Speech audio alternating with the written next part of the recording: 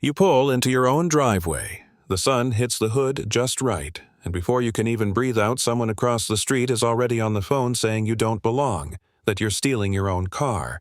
That's exactly what happened to Ethan Walker the day he came home with his new Bentley, and yeah, it got ugly fast.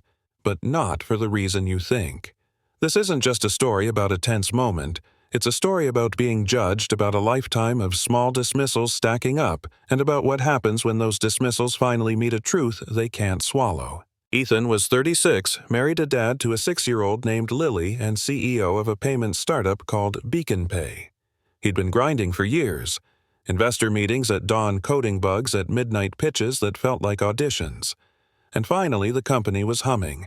Revenue was up, his team was healthy, he sat on the board of AeroCore Systems because he'd helped them through a PR mess, and he gave to the local youth center because that's how he wanted his daughter to grow up.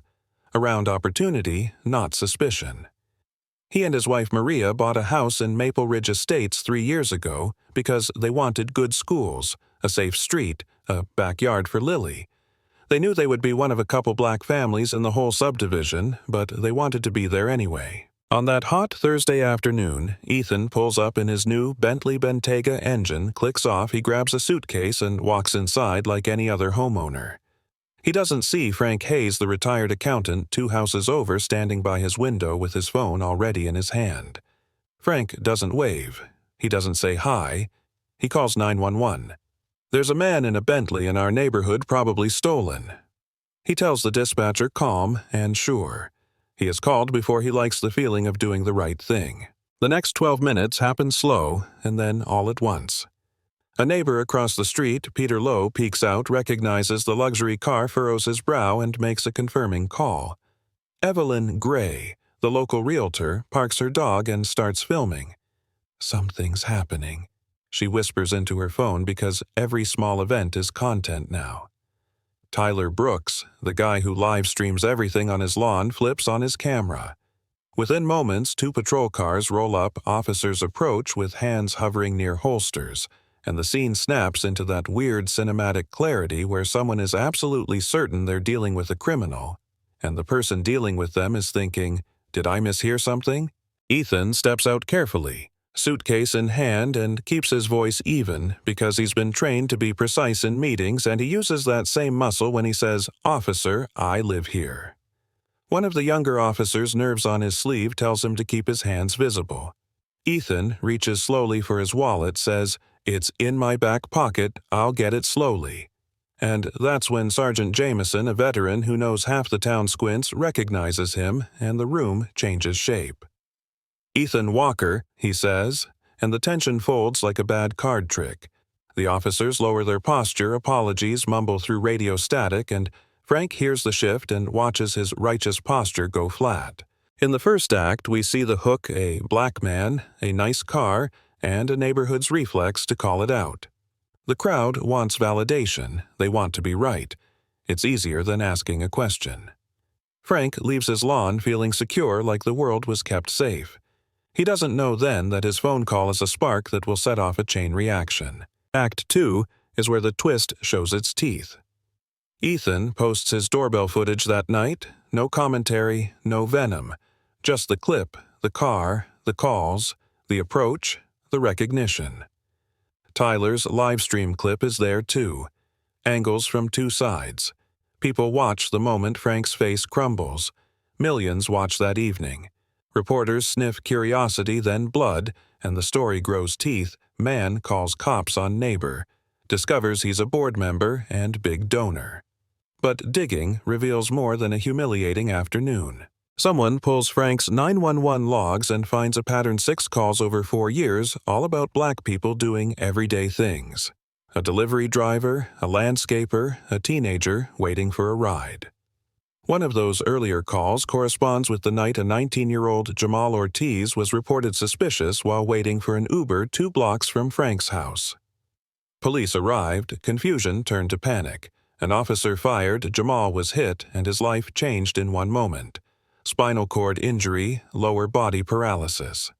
The name of the caller wasn't public then, but the internet cross-references timestamps, and overnight everything clicks. Jamal's name becomes the human heart of the story, and people stop seeing Frank as a concerned neighbor and start seeing him as a pattern. When the pattern lands, consequences snap into place like dominoes. Peter loses his job because calls from clients flood his company's HR inbox asking why someone who works there was part of this. Evelyn's real estate business tanked. Clients drop contracts reviews, plummet, her inbox fills with angry messages. Frank's pension from his old accounting firm gets frozen, pending an investigation. Even his son, who worked at AeroCorps, indirectly posts a public statement to distance himself because reputation is a delicate thing, and companies react fast to social pressure. The HOA strips Frank of his watch duties, and in a meeting no one expected to be packed, neighbors vote to remove him from leadership, unanimous, the kind of silence that screams. Frank fights back. He hires a pricey lawyer, fires off a press release calling himself the victim of an online mob, files suits. And the legal world shrugs because you can't defame yourself. The cameras love the spectacle of a man trying to litigate himself out of a very public record of his own voice. More people come forward. Stories multiply: the contractor detained for checking an address the nurse followed while visiting a patient, the teen who was stopped for running across a park. The pattern makes the narrative not about a single mistake, but about a practiced behavior, a habit of calling the police on people who don't fit. Meanwhile, Jamal's family is thrust into the spotlight and then into court battles and medical debt. But the community response isn't all punishment. Some of it is repair. Ethan quietly reaches out to help Jamal with legal funds, connects him to resources, and appears at a hearing not as a gladiator, but as someone who lived through a similar dismissal and chose to act differently. Jamal's GoFundMe raises 6 figures, which helps with care and creates a small scholarship fund in his name. There is no magical undoing, but there are stitches. Small, important stitches. Act 3 is the victory, but it's complicated. Frank sells his house at a loss, moves away. His marriage fractures, his son keeps his job, but with distance, Peter takes a lower role in a new city. Evelyn exits real estate. Public accountability landed. Some institutions made decisions, some reputations were rebuilt. But what wasn't repairable sits raw. Jamal can't walk again.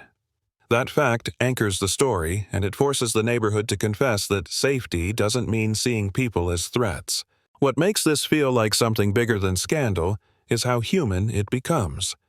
The men and women who made decisions thinking they were protecting a street, the family who lost a son to a single night that began with someone's instinct, and the man who parked his car and wondered why he had ever been less than human in other people's eyes. Ethan got his life back, but the victory tasted strange because it came with a public unraveling of other people's lives, and the world kept asking the worst question. Did justice happen, or did the internet simply hand down a verdict? So what should you take from this? Start with the little things. Ask a question before you call notice patterns. Instead of making a single event into a rule, assume curiosity over conviction. If you want to protect your neighborhood, protect it from real harm, not from the people who are coming home from work. If you want to be a neighbor, introduce yourself. Say hi, walk across the lawn once in a while. It disarms a lot of fear. I want to hear your take. Was this justice, or was it mob rule? Have you ever been judged and had to prove you belonged? What would you do if you saw this in your neighborhood? Drop a comment below. Tell your story. Argue your side and remember to be honest, not performative. If this touched you, share it with someone who needs to think about the consequences of a single call. Subscribe for more stories like this and tell us, how do we keep each other safe without making people disappear into suspicion?